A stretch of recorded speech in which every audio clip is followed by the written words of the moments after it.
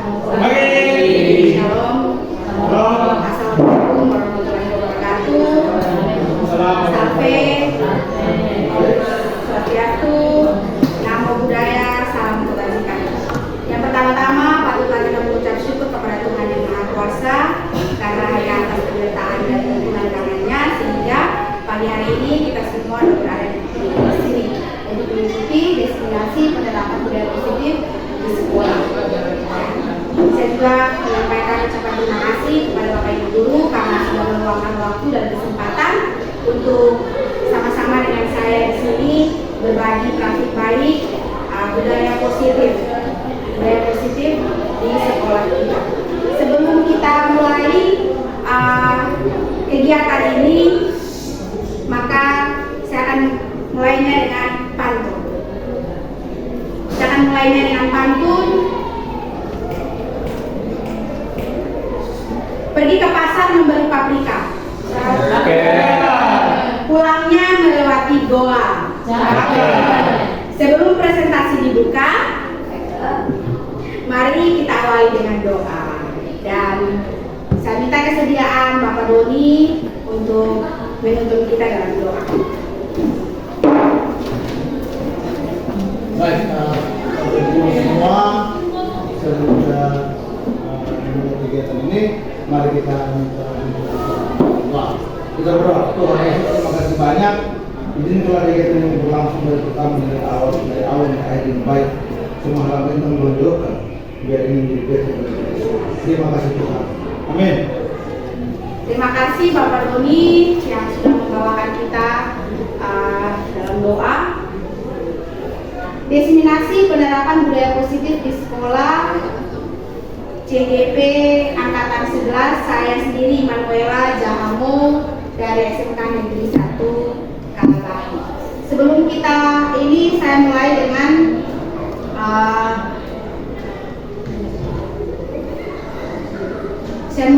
pertanyaan pemantik.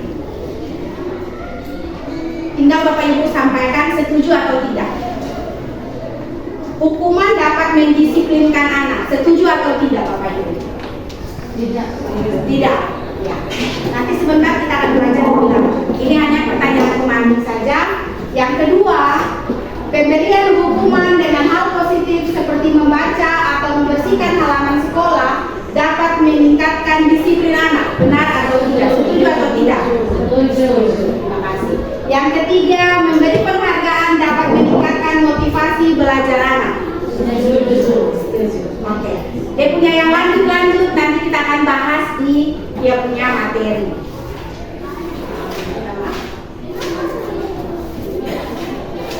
Ya, ini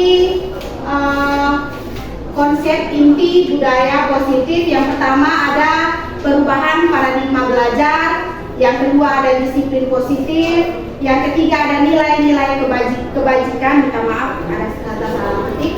Yang keempat ada keyakinan kelas, ada kebutuhan dasar manusia, motivasi perilaku manusia, posisi kontrol guru, dan segitiga restitusi. Ini dia punya materi pokok yang kita saya akan bahas untuk kita belajar bersama pada hari ini. Nah, sebelum kita masuk ke materinya, saya sudah punya yel-yel. Ketika saya bilang, sedang apakah kita di sini Bapak Ibu Guru, maka kita semua akan bilang berbagi praktik baik. Tangannya begini. Berbagi praktik baik. Sedang apakah kita di sini Bapak Ibu Guru? Berbagi praktik baik. Oke. Sekali lagi, sedang apakah kita di sini Bapak Ibu Guru? Berbagi praktik baik. Oke, tangan buat kita. Kita lanjut. Yang pertama adalah pembelajaran dengan paradigma baru. Pembelajaran dengan paradigma baru ini dirancang berdasarkan prinsip pembelajaran berdiferensiasi sehingga setiap siswa belajar sesuai dengan kebutuhan dan tahap perkembangannya untuk mewujudkan profil pelajar Pancasila. Jadi kita di dalam kelas, kalau kita masih pakai paradigma yang lama, marilah kita memakai paradigma yang baru. Paradigma yang baru di sini ada 6 dimensi yang berlandaskan. Kita tahu 6 dimensi itu adalah beriman dan bertakwa kepada Tuhan Yang Maha Esa, berkebinekaan global, gotong royong, kreatif, bernalar kritis, dan juga mandiri. Beriman dan bertakwa kepada Tuhan Yang Maha Esa sudah kita lakukan. Ada apel pagi bersama, ada doa pagi bersama. Di dalam kelas sebelum kita mulai pembelajaran juga ada doa bersama dengan anak-anak. Berkebinekaan global. Berkebinekaan global di sini maksudnya adalah kita semua sama walaupun kita dari suku dan ras yang berbeda. Kita semua ada di sini dengan tujuan menerima pembelajaran murid-murid. Yang ketiga, bergotong royong. Bergotong royong bukan hanya bergotong royong dalam hal membersihkan lingkungan sekolah, tapi bergotong royong dalam hal pembelajaran di dalam kelas. Yang keempat, ada kreatif.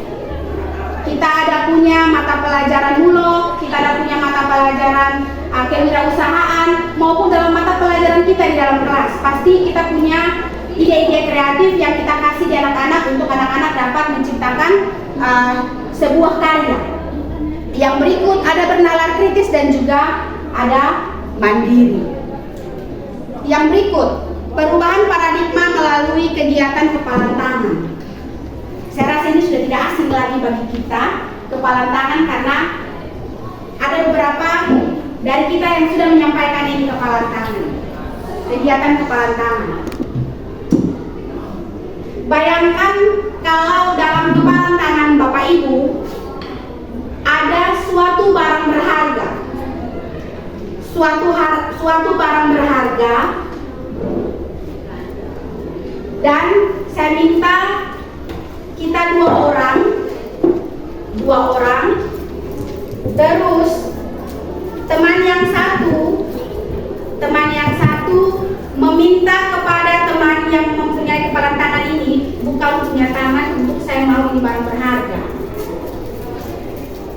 Silahkan Bapak Ibu. Kepalan tangan boleh pakai rayu, bucun, mau rayu dengan kata-kata seperti apa?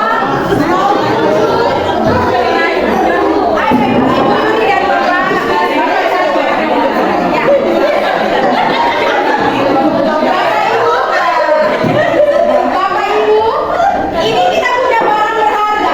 Barang berharga yang ada di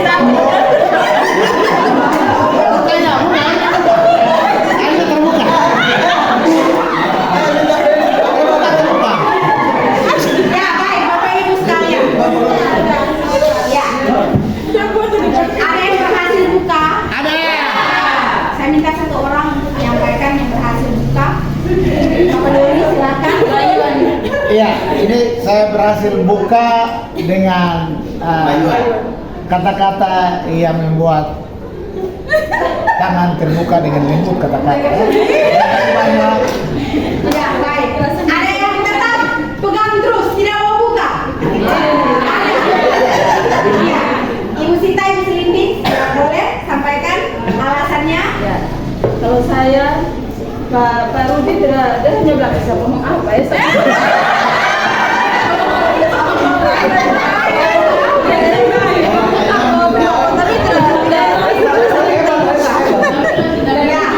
Ya, baik.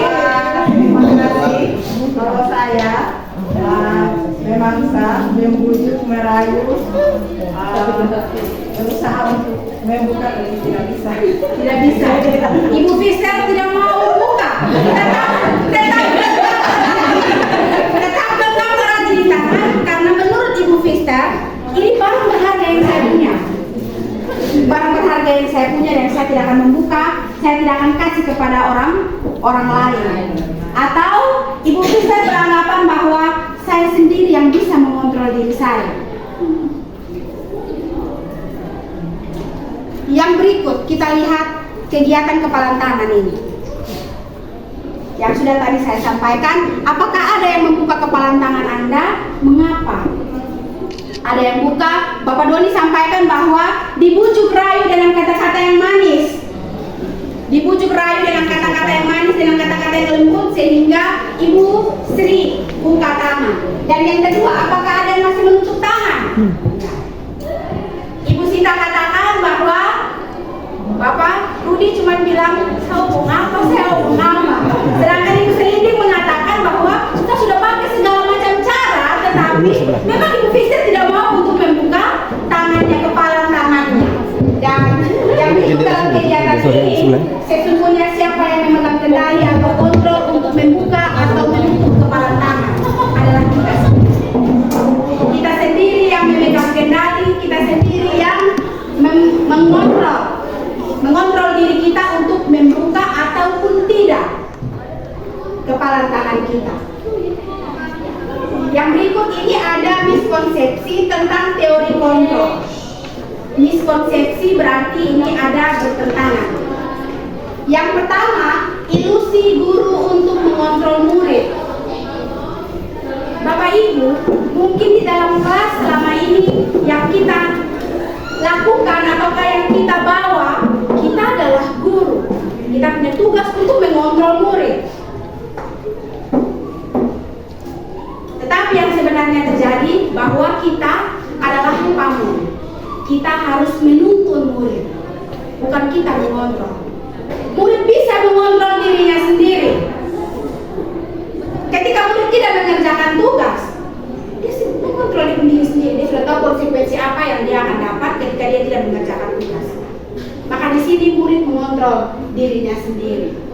Yang kedua, ilusi bahwa semua penguatan positif itu bermanfaat. Semua penguatan positif bermanfaat. Dalam hal ini penghargaan yang kita berikan kepada anak-anak. Ada timbul iri hati. Ada buat anak-anak yang satu dengan anak-anak yang lain mempunyai hubungan yang renggang, minder, rasa minder. Dan yang ketiga, ilusi bahwa kritik dan membuat rasa bersalah mampu menguatkan karakter. Dan yang keempat, ilusi bahwa orang dewasa berhak untuk memaksa. Kamu tidak ikut saya punya mau, saya ini guru ini, saya bapak guru nih. Tidak ikut saya punya mau, ya. Yang berikut, ini perlu mengubah paradigma stimulus respon ke teori kontrol. Mari kita mengubah pikiran-pikiran kita yang tadi, yang sudah saya jelaskan di bagian depan. Stimulus respon tentang dunia dan teori kontrol tentang dunia. Yang pertama, realitas kebutuhan atau kebutuhan pokok itu kita sama. Sedangkan teori kontrolnya kebutuhan kita berbeda. Yang kedua, semua orang melihat hal yang sama. Teori kontrolnya setiap orang memiliki gambaran yang berbeda. Ketika ditanya, pasti kita punya gambaran, kita punya pikiran yang berbeda dengan orang lain. Yang ketiga, stimulus responnya kita mencoba mengubah orang berpandangan sama dengan kita. Teori kontrolnya kita berusaha memahami pandangan orang lain tentang dunia. Yang keempat, perilaku buruk dilihat sebagai suatu kesalahan. Teori kontrolnya semua perilaku memiliki tujuan. Perilaku buruk dilihat sebagai suatu kesalahan, mungkin anak tidak mengerjakan tugas. Ternyata ada alasannya tersendiri. anak terlambat, ternyata ada alasannya tersendiri. Yang berikut, orang lain bisa mengontrol saya. Teori kontrolnya hanya saya sendiri yang bisa mengontrol diri saya. Yang berikut, saya bisa mengontrol orang lain. Ternyata saya tidak bisa mengontrol orang lain. Pemaksaan ada pada saat bujukan gagal. Yang teori kontrolnya kolaborasi dan konsensus menciptakan pilihan-pilihan baru. Mungkin tadi ketika kepala tangan ini Ibu selinding, jangan sampai ada paksa Ibu Vista. Ataukah yang lain? Tadi saya bilang mau pakai rujukan rayuan boleh. Jangan sampai yang tadi yang kepala tangan untuk membuka kepala tangan, buka sudah, tidak buka. Ya, buka sudah gitu. Kalau Ibu Yuni pakai ancam. Ibu Yuni pakai ancam. Ya. Yang berikut, model berpikir menang atau kalah. Teori kontrolnya model berpikir menang-menang. Yang berikut kita masuk pada disiplin positif.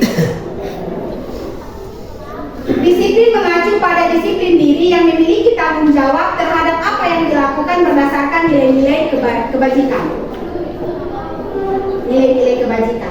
Disiplin positif bertujuan untuk menunjukkan kesadaran serta memberdayakan murid tanpa imbalan, tanpa penghargaan, tanpa ancaman, dan tanpa hukuman. Sehingga tugas kita sebagai pendidik adalah kita menciptakan murid yang memiliki disiplin sehingga mereka berperilaku mengacu pada nilai-nilai kebajikan universal dan memiliki motivasi intrinsik dalam perubahan perilaku ke arah yang lebih baik. Ini disiplin positif yang mengacu pada disiplin diri yang memiliki tanggung jawab terhadap apa yang kita lakukan berdasarkan dengan nilai-nilai kebajikan. Nilai-nilai kebajikan sudah ada memang dalam kita punya diri. Nilai-nilai kebajikan sudah ada memang dalam kita punya diri. Bagaimana cara kita untuk mengembangkannya? Ya, ini nilai-nilai kebajikan. Nilai-nilai kebajikan yang pertama jika dilihat dari profil pelajar Pancasila, maka beriman dan bertakwa kepada Tuhan Yang Maha Esa, berakhlak mulia, berkebinekaan global, mandiri, bernalar kritis, inovatif, dan gotong royong. Nilai-nilai kebajikan jika dilihat dari IBO Primary Years Program atau PYP. Ini salah satu organisasi yang dibangun di Swiss pada tahun 1997. Ada toleransi, ada rasa hormat, ada integritas, ada mandiri, menghargai, ada antusias, empati, keingintahuan, kreativitas, kerjasama, percaya diri, dan komitmen. Dan nilai-nilai kebajikan yang ada dalam keterampilan hidup atau life skill ada dapat dipercaya, lurus hati, pendengar yang aktif, tidak merendahkan orang lain dan memberikan yang terbaik dari diri kita. Nilai-nilai kebajikan ini sudah ada dalam diri kita. Yang berikut kita ada di budaya positif, kebutuhan dasar manusia. Kebutuhan dasar manusia adalah segala sesuatu yang kita lakukan untuk mendapatkan apa yang kita inginkan. Seluruh kegiatan yang kita lakukan memiliki tujuan tertentu dan semua usaha terbaik yang kita lakukan adalah dalam rangka agar kebutuhan dasar kita terpenuhi dengan baik. Ada 5 kebutuhan dasar manusia. Yang pertama adalah bertahan hidup. Tentu kita butuh makanan, minuman, pakaian, rumah untuk tempat tinggal. Pak Indo bilang istri. Pak Indo bilang istri. Ya, itu juga kebutuhan. Pergumulan itu. Nih, Itu pergumulan. Ya, kebutuhan bertahan hidup adalah menyangkut dengan makanan, minuman. Jadi ketika anak di dalam kelas, mungkin anak ada layu-layu. Ketika kita dapati anak dalam kelas layu-layu, kenapa di rumah layu-layu itu sudah ngomong dengan kata-kata yang sudah duluan dengan marah. mari kita lakukan dengan pendekatan. Ternyata dia belum sarapan pagi. Yang kedua adalah kasih sayang dan rasa diterima. Kasih sayang dan rasa diterima. Ada kala di dalam kelas memang ada beberapa anak yang agak sedikit buat kita juga rasa kesitu. Ternyata mereka sedang mencari kasih sayang dan ingin untuk diterima. Yang ketiga adalah penguasaan. Menyangkut dengan apa daripada anak-anak. Penguasaan diri daripada anak-anak. Untuk menunjukkan mereka punya kebisaan, kemampuan. Anak mengumpulkan tugas, belum dia waktu dia dikumpulkan, ibu sampai selesai. Padahal belum waktunya. Itu sudah dulu. Yang itu adalah kesenangan. Kesenangan di sini berkaitan dengan inovatif dan kreatif dalam kelas dan kebebasan. Jangan itu saja. Jangan teori saja. Jangan praktek saja. Atau bosan belajar dalam kelas, ibu dalam kelas, apalagi yang di bagian bisda. Siang hari pasti panas. Ibu, aduh Tuhan, terlalu panas di sini, kita boleh belajar di luar. Mari kita sama-sama belajar di luar. Itu kebebasan. Nah, ini 5 kebutuhan dasar manusia yang ada dalam diri kita maupun ada dalam diri anak-anak kita. Yang berikut, ada motivasi perilaku manusia. Ada motivasi ekstrinsik dan ada motivasi intrinsik. Motivasi ekstrinsik itu berkaitan dengan untuk menghindari ketidaknyamanan atau hukuman. Anak-anak cenderung melakukan sesuatu karena menghindari hukuman. Anak-anak tidak mengerjakan PR karena takut dapat hukuman berlutut misalnya. Anak-anak memakai atribut lengkap ketika upacara karena menghindari hukuman. Anak-anak datang cepat karena menghindari hukuman.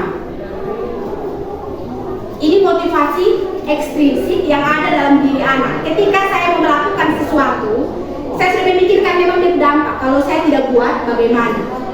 Dampaknya apa? Itu motivasi ekstrinsik yang ada dalam diri anak. Yang berikut adalah untuk mendapatkan penghargaan atau imbalan dari orang lain. Dia melakukan sesuatu karena memang dia mau mendapat pujian. Dia melakukan sesuatu karena memang dia mau mendapat penghargaan, hadiah. Siapa yang kerja tugas cepat selesai dapat gula-gula. Ibu guru ada punya Oreo.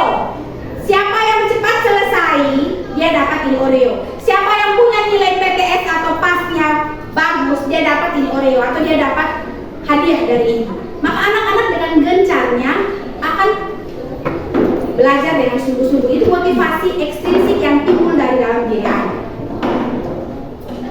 Sedangkan motivasi intrinsiknya adalah untuk menjadi orang yang mereka inginkan dan menghargai diri mereka sendiri dengan nilai-nilai yang mereka percaya.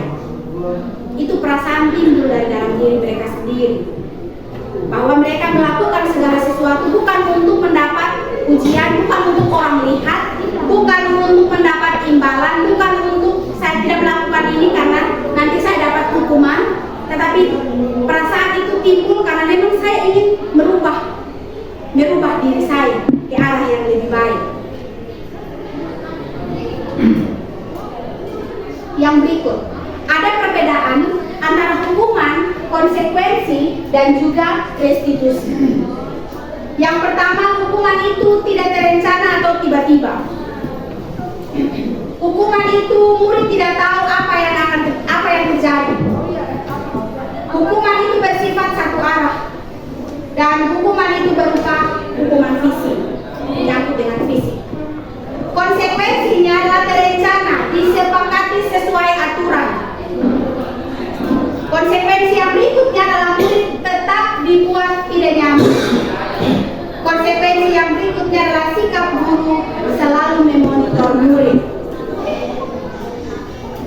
Sedangkan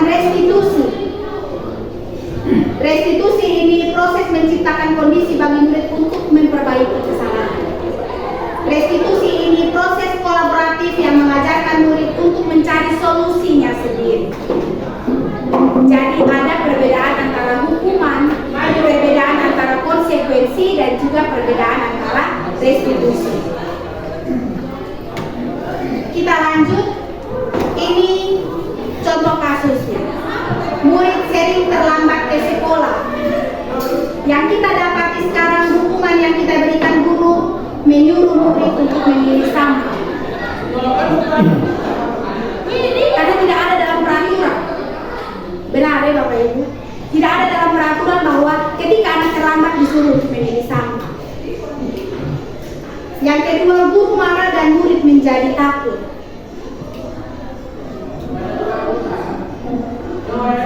Konsekuensinya, guru memberitahukan kepada orang tua. Anak terlambat, maka konsekuensinya adalah harus disampaikan kepada orang tua. Kita punya anak-anak ini, kebanyakan mereka datang sekolah, itu orang tua tahu mereka dari rumah itu 6:30. Tapi itu yang nanti mereka sampai di sekolah itu bisa molor sampai 7:30 bahkan jam 8. Ketika ada pemberitahuan kepada orang tua di rumah, orang tua juga pasti akan bilang, anak di sekolah saya kasih bangun pagi-pagi, bapak, mama. Bapak, ibu, anak di sekolah pagi-pagi. Makan dan saya sendiri yang ada sampai di sekolah. Bahkan beberapa anak yang kita dapati seperti ini.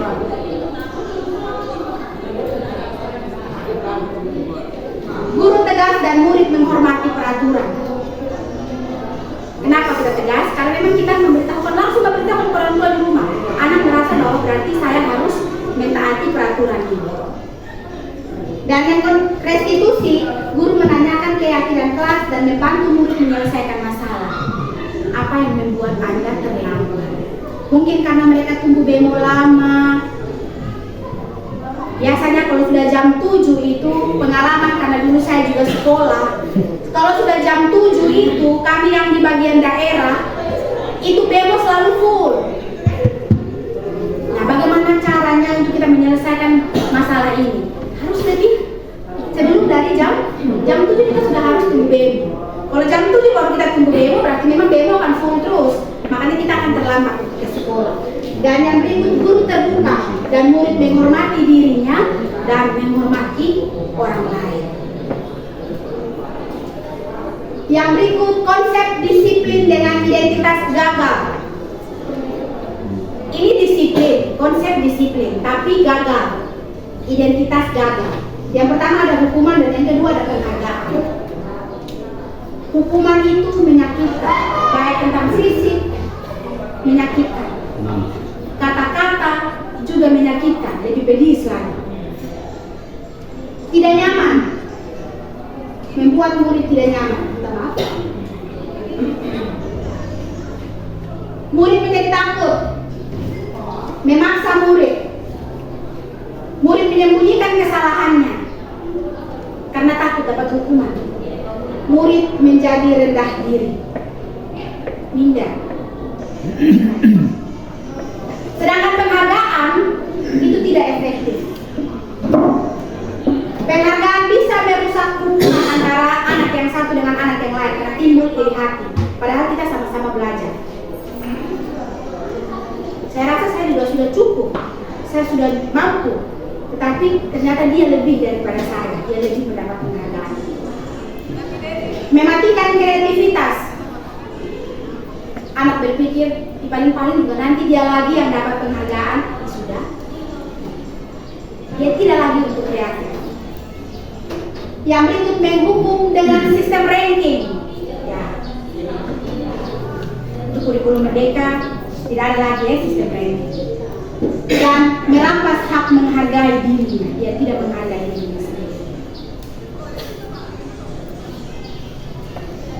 Sedangkan konsep disiplin dengan identitas sukses. Ada konsekuensi. Konsekuensi itu penguatan jangka pendek. Ada monitoring lagi berkelanjutan. Ada stimulus atau respon. Murid menghormati peraturan.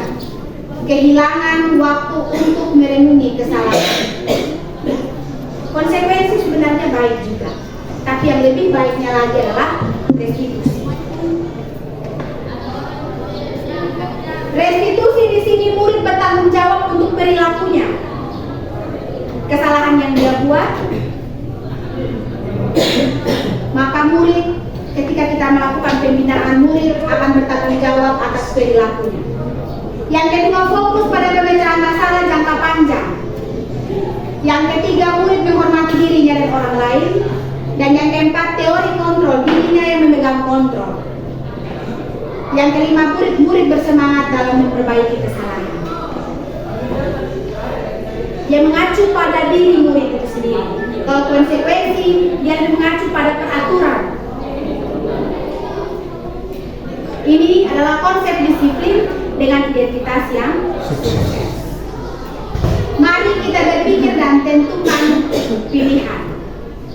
Yang pertama, mencatat 100 kali dalam buku, saya tidak akan terlambat lagi ke sekolah. Ini merupakan apa Bapak Ibu? Konsekuensi. Konsekuensi. Ada yang hukuman. Yang lain sama. Konsekuensi hukuman. Kita kunci ada dua jawaban. Konsekuensi dan hukuman. Yang kedua, membersihkan tumpahan air di atas meja karena tersenggol pada saat berjalan. Konsekuensi. Yang ketiga, menggantikan kertas tugas teman yang telah dicoret-coret. Hukuman ada konsekuensi. Yang keempat, lari mengelilingi lapangan basket 2 kali karena terlambat ke sekolah. Hukuman. Yang kelima, lari mengelilingi lapangan basket 2 kali karena terlambat mengikuti jam PJOK. Konsekuensi. Oke, kita lihat jawaban. Yang pertama, mencatat 100 kali dalam buku, saya tidak akan terlambat lagi merupakan hukuman. Karena ini berupa fisik. Mencatat 100 kali, bayangkan Bapak Ibu, 1 kali kita tulis saja, kita rasa sudah capek. Yang kedua, membersihkan tumpahan air di atas meja karena tersenggol pada saat berjalan. Konsekuensi. Kenapa? Yang ketiga, menggantikan kertas tugas teman yang telah dicoret-coret. Konsekuensi. Lari mengelilingi. Yang keempat, lari mengelilingi lapangan basket 2 kali karena terlambat ke sekolah. Merupakan hukuman. Sedangkan yang kelima, lari mengelilingi lapangan basket 2 kali karena terlambat mengikuti jam PJOK. Konsekuensi. Karena memang PJOK itu berkaitan dengan lari fisik ya. Jadi ini konsekuensi. Jadi ada perbedaan antara ini dan ini. Ini konsekuensi karena memang jam PJOK. Kalau yang satu itu merupakan hukuman karena memang terlambat. Anak terlambat disuruh lari. Nyambung tidak? Nyambung. Iya. Yang berikut, ada 5 posisi kontrol guru. Budaya positif yang berikut, ada 5 posisi kontrol guru. Sebagai penghukum, sebagai pembuat rasa bersalah, sebagai teman, sebagai pemantau, dan sebagai Udah. yang pertama sebagai penghukum. Ketika anak terlambat di dalam kelas, berdiri depan situ, berlutut, berdiri di depan sampai selesai jam 1 jam, 2 jam. Berdiri di depan situ, angkat kaki 1, pegang telinga. Ya. Ini merupakan hukuman. Dan ini yang sering kita lakukan dalam kelas. Jangan jauh-jauh Bapak Ibu, saya sering sekali.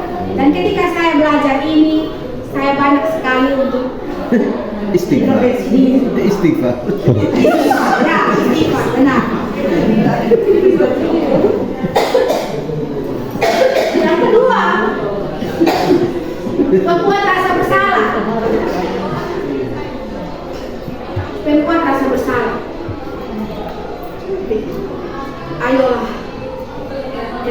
sampai begini. Kembali ke jalan Tuhan. Ya, kita mengutarakan sesuatu bahasa yang membuat murid merasa bahwa dia merasa kasihan kepada kita. Jangan begini, kok tidak kasihan ibu. Kenapa lu melakukan begini? Ibu sudah datang pagi-pagi untuk tunggu, terus datang terlambat nih. Lu tidak kasihan ibu. Ya. Tinggalan. Ini bahasa yang sering kita lakukan atau kita keluarkan. Kalau saya pribadi, saya sering ngomong begini dengan saya punya anak di rumah. Kakak kasihan mama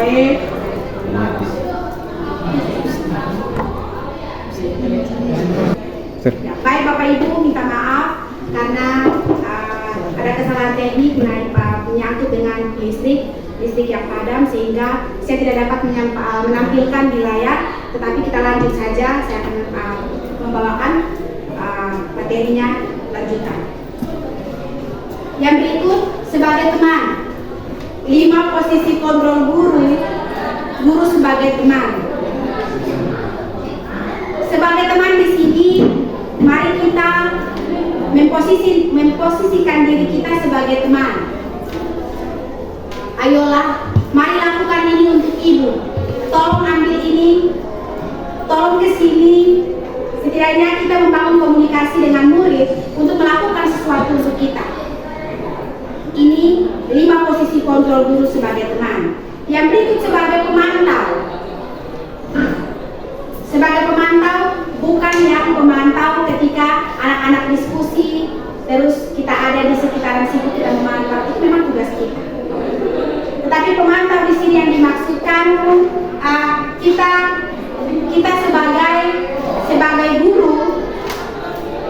sebagai guru, melakukan pemantau, melakukan segitiga restitusi kepada anak-anak, mengontrol anak-anak. Yang berikut adalah sebagai manajer. Sebagai manajer berarti pengambilan keputusan sebagai pemimpin pembelajaran yang baik untuk anak-anak. Ya, yang berikut ada contoh 5 posisi kontrol guru. Contoh studi kasusnya bila murid tidak mengerjakan tugas yang diberikan oleh guru. Nah, dalam 5 posisi kontrol guru yang tadi ada penghukum, ada pembuat rasa bersalah, ada teman, ada pemantau, dan juga ada manajer. Nah, sebagai penghukum berdasarkan kasus yang ada ini murid tidak mengerjakan tugas yang diberikan oleh guru, maka kita akan memberikan hukuman kepada anak. Berdiri satu kaki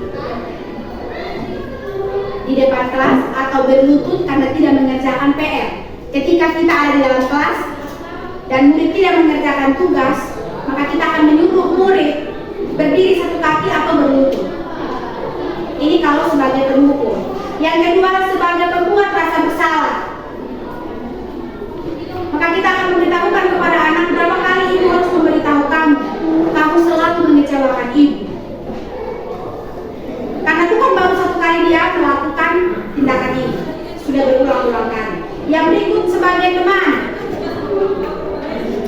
ayo kok ikuti keyakinan kelas yang sudah kita buat atau kita kesepakati bersama. Yang berikut sebagai pemantau, kamu sudah melanggar keyakinan kelas. Apakah kamu tahu konsekuensinya? Konsekuensinya adalah ketika pada saat jam istirahat kamu tidak istirahat, kerja PR, atau ketika selesai jam pulang kamu tidak pulang, ditambah dengan 20 menit untuk selesaikan tugas untuk hari ini juga. Itu sebagai pemantau. Dan sebagai manajer, apakah kamu tahu kesalahan kamu? Kira-kira bagaimana caranya kita memperbaiki kesalahan itu? Jadi kita tanya anak mengutarakan perasaannya. Tahu ibu, saya tahu konsekuensinya. Mari kita cari cara bersama, kita selesaikan. Itu 5 posisi kontrol guru sebagai manajer.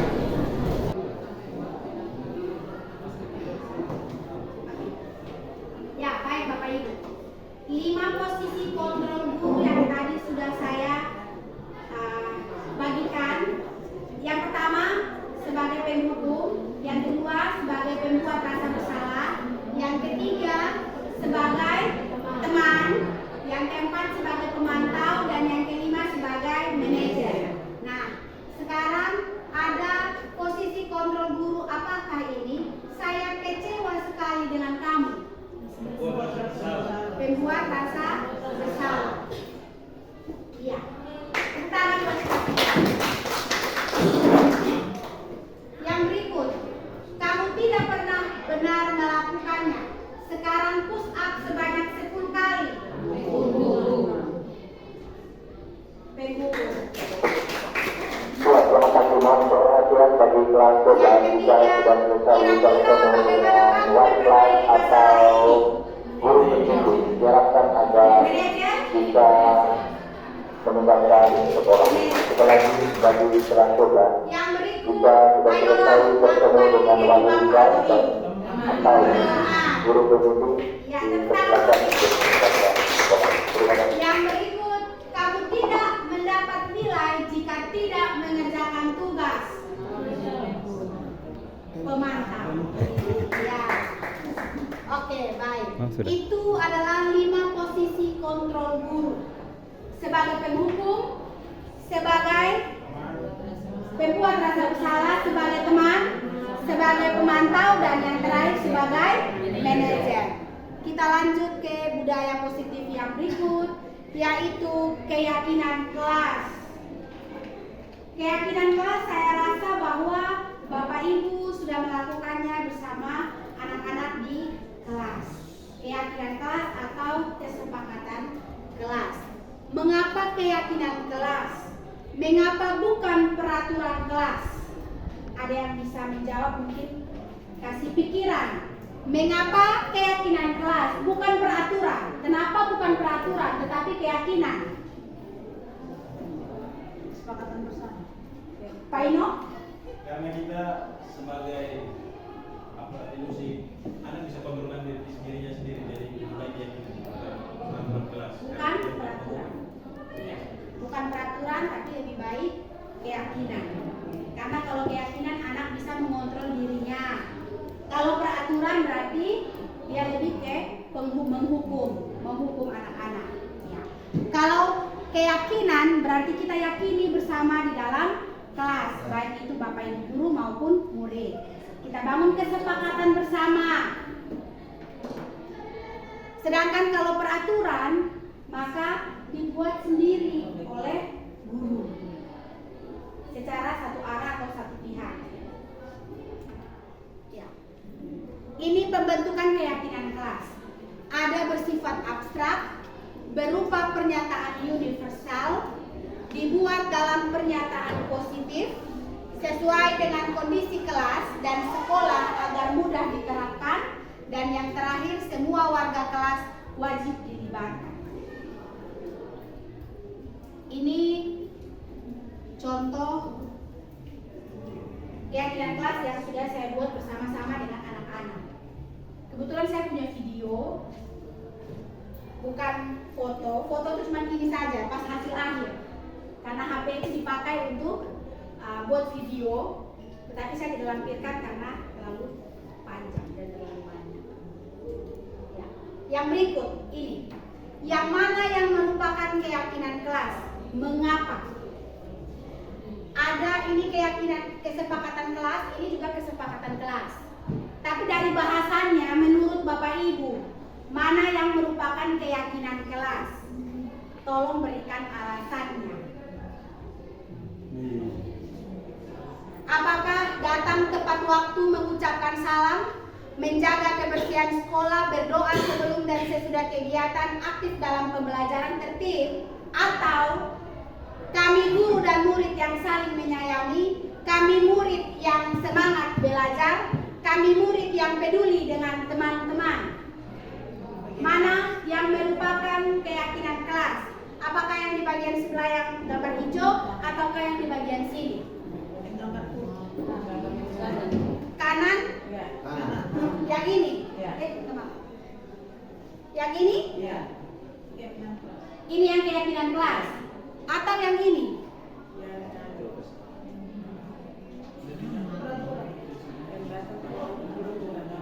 Yang datang tepat waktu mengucapkan salam ini peraturan. Menjaga kebersihan sekolah ini peraturan. Berdoa sebelum dan sesudah kegiatan ini peraturan.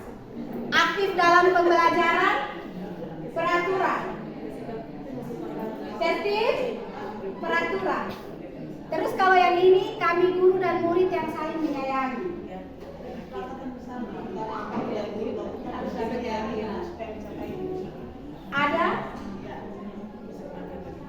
Ada kesepakatan bersama dalam kelas. Kami murid yang semangat belajar. Berarti guru yang semangat. Murid semangat untuk belajar. Oke. Yang berikut, kami murid yang peduli dengan teman-teman. Yakin bahwa murid peduli sama. Ya, kita lihat yang ini. Peraturan dan keyakinan kelas.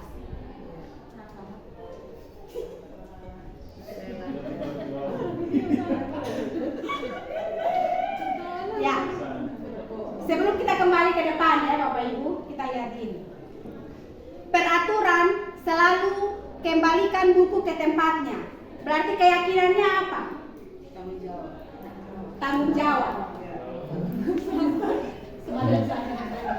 Oke, yang berikut, dilarang mengganggu orang lain. Kewajiban. Keyakinan kelasnya saling menghargai. Kewajiban. Hadir di sekolah 15 menit sebelum pembelajaran dimulai. Peraturan. Disiplin. Dilarang melakukan kekerasan. Menghargai. Dilarang menggunakan narkoba. Menjaga kesehatan. Bergantian atau menunggu giliran. Tertib. Disiplin. Sabar. Gunakan masker. Kesehatan. Jangan berlari di kelas atau koridor. Keselamatan sebagai bersama. Keyakinan kelasnya yang pertama selalu kembalikan buku ke tempatnya. Keyakinan kelasnya adalah tanggung jawab. Dilarang mengganggu orang lain. Keyakinan kelasnya adalah menghormati orang lain. Hadir di sekolah 15 menit sebelum pembelajaran dimulai. Menghormati orang lain dan juga berkomitmen. Dilarang melakukan kekerasan. Ada keselamatan, menghormati orang lain. Dilarang menggunakan narkoba. Ada kesehatan. Bergantian atau menunggu giliran. Menghormati orang lain dan juga kita diajarkan untuk bersabar. Gunakan masker, berarti ada kesehatan di situ dan juga ada keselamatan. Jangan berlari di kelas atau koridor, keselamatan dan keamanan. Nah, sekarang kita kembali ke yang di depan. Sama ya Bapak Ibu? Atau tidak? Mirip-mirip. Bahasa yang digunakan juga hampir mirip. Jadi mana yang kita ambil untuk keyakinan kelas? Mengapa? Kenapa kita pilih yang ini Bapak Ibu?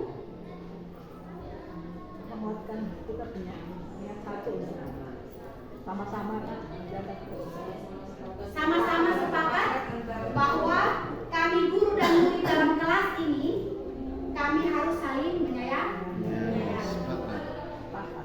Ada kesepakatan antara kita dengan kami murid semangat untuk belajar dan kami murid peduli dengan teman-teman. Kita membangun kesepakatan bersama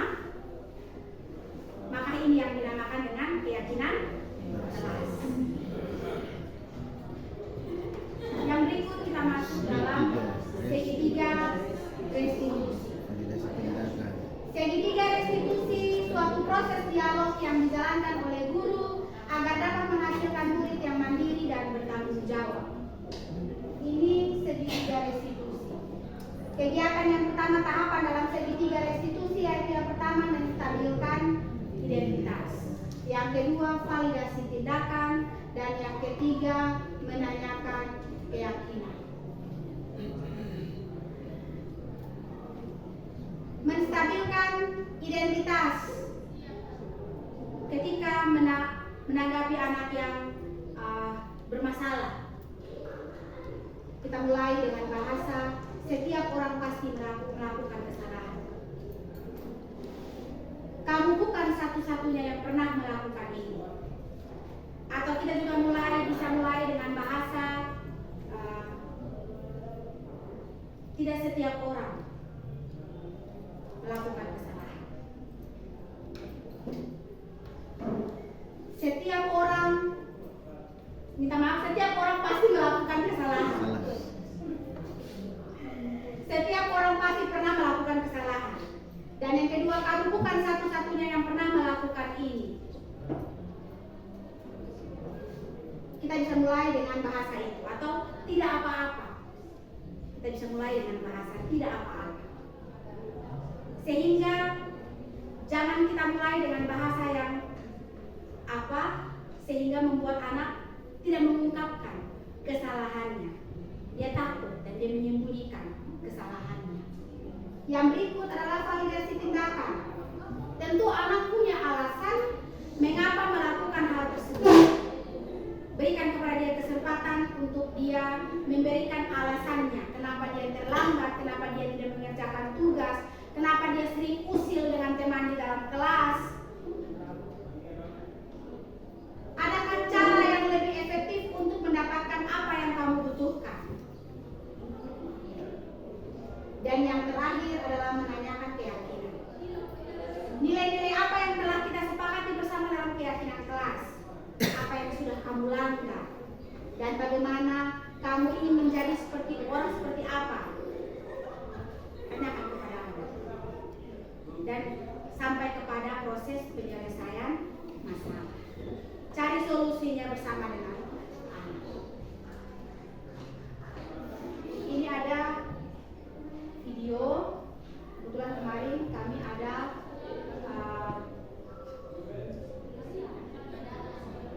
simulasi untuk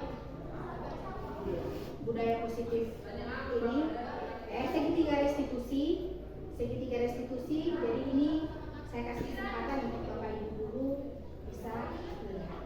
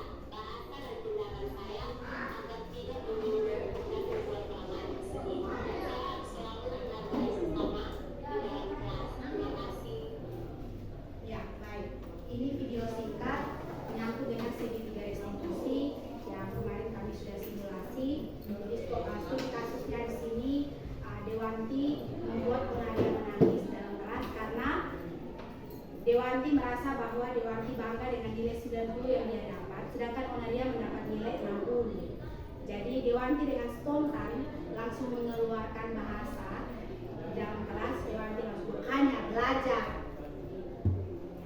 Onaria langsung berkecil hati dan Onaria sedih. Maka dari itu saya memanggil Dewanti untuk melakukan pendampingan dan menerapkan segitiga restitusi ini. Dan selesai ini Dewanti juga menemui Onaria dan juga meminta maaf atas apa yang sudah Dewanti lakukan terhadap Onaria. Mungkin itu contoh studi kasus segitiga restitusi. Ya. Yang berikut kesimpulan. Kita sudah ada di penghujungnya, yaitu kesimpulan dalam penerapan program disiplin positif hendaknya guru memiliki standar kepribadian. Dalam pembelajaran kali ini sudah membuat kesepakatan bersama dengan anak-anak dalam kelas. Kesepakatan sama dengan keyakinan. Kesepakatan itulah keyakinan yang kita bangun bersama-sama dengan anak-anak. Jadi ketika dalam hal proses menghargai antara guru dan juga murid, bahkan murid dengan murid, itu sudah masuk dalam keyakinan yang kita sepakati bersama. Sudah masuk dalam keyakinan yang kita sepakati bersama bahwa murid harus menghargai bapak ibu guru dan juga menghargai teman-teman. Jadi dia tidak hanya menghargai bapak ibu guru, tetapi dia juga menghargai teman-teman. Sehingga tidak terjadi kegaduhan di dalam kelas, mungkin ada anak-anak yang usil, itu bagian dari dalam menghargai teman-teman yang lain. Jadi itu sudah masuk dalam keyakinan kelas. Terus menyangkut dengan penggunaan HP. Luar biasa penggunaan HP. Penggunaan HP ini kecuali diizinkan bagi anak-anak atau mungkin proses pembelajaran yang menggunakan IT. Tapi kalau tidak menggunakan IT, biarlah ponsel kita amankan. Atau mungkin kita ada selama proses pembelajaran tidak menggunakan, jangan pakai kata tidak. Nonaktifkan atau silent atau kan HP-nya disimpan di tas. Mungkin seperti itu bahasanya.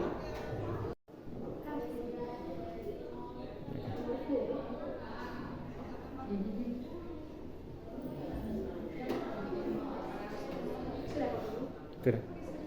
Ya, baik. Kita sudah ada pada penghujungnya. Supaya jangan membuat kelas kita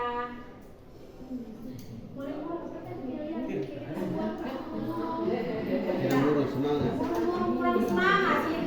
Yel dulu. Sedang apakah kita di sini Bapak Ibu Guru? Berbagi, baik. Kurang. Sedang apakah kita di sini? Berbagi, baik.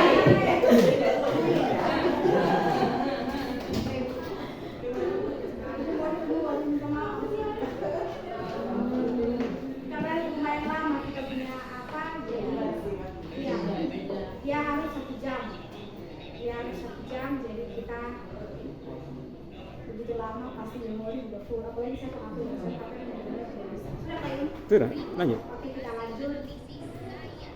Sekali lagi Bapak Ibu, sedang apakah kita di sini?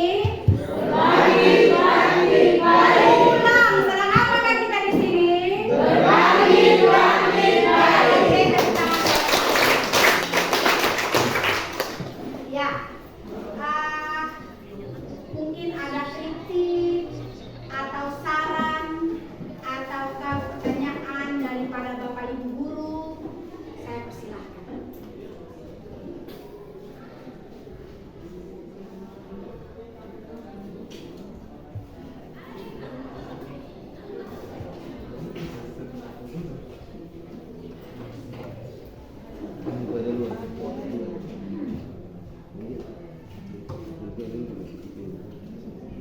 Bapak Ibu, sedang apakah kita di sini? Berbagi, baik. Oke. Ataukah mungkin Bapak Ibu mau menceritakan pengalaman di dalam kelas? Bapak Ibu, tentu kita punya pengalaman dalam kelas yang berkesan. Mari kita berbagi pengalaman kita dalam kelas yang berkesan dalam hal menyelesaikan masalah menggunakan segitiga restitusi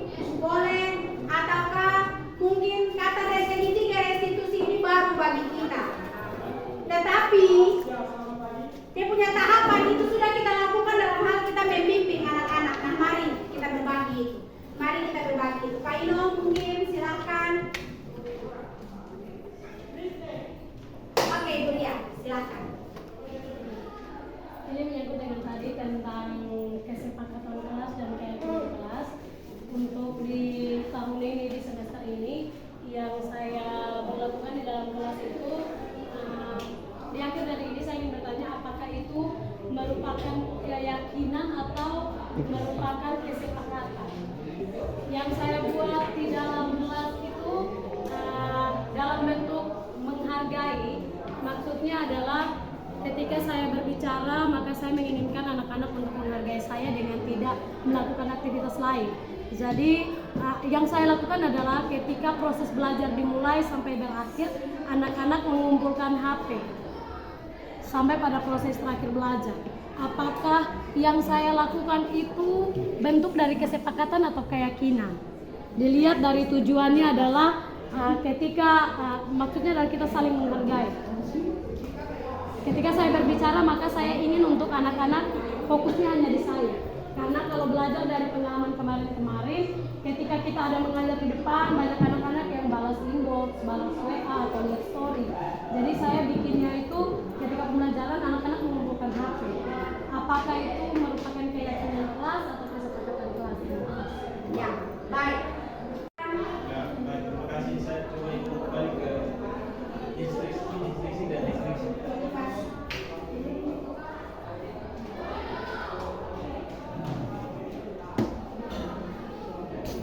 Ya, jadi baik, terima kasih. Di situ yang saya mau lihat, ini bukan kasih komentar atau hanya berbagi pandangan saja. Jadi menurut saya motivasi instruksi itu memang benar sudah ada dalam diri kita masing-masing, termasuk juga siswa. Tetapi yang kurang di kita itu adalah motivasi ekstrinsik. Yang saya boleh tekankan di sini adalah untuk mendapatkan penghargaan atau imbalan dari orang lain. Contoh sederhana Ibu sampaikan tadi bahwa saya mau belajar, kamu kerja tugas, karena kalau tidak kerja tugas maka tidak akan dapat nilai. Seperti itu ya. Saya mau rajin sekolah, karena kalau tidak rajin sekolah maka saya tidak akan naik kelas. Jadi kesimpulan saya bahwa intrinsik itu memang ada, tapi selama ini kita lemah di ekstrinsik, sehingga mau bentuk apapun kita punya belajar atau apa tidak sama dengan apa yang terjadi di eksan. Kira-kira seperti itu. Terima kasih, mohon maaf. Terima kasih untuk kritik dan masukannya. Terima kasih banyak. Oke, Yuni. Ya, baik, terima kasih atas kesempatan yang diberikan, sedikit berbagi dari yang disampaikan Ibu Ria berkaitan dengan keyakinan kelas di mana saling menghargai. Ya, jadi di sini kalau keyakinan kelasnya sudah saling menghargai, seharusnya kita kalau di dalam kelas tidak perlu menyuruh anak untuk kumpul HP di depan lagi.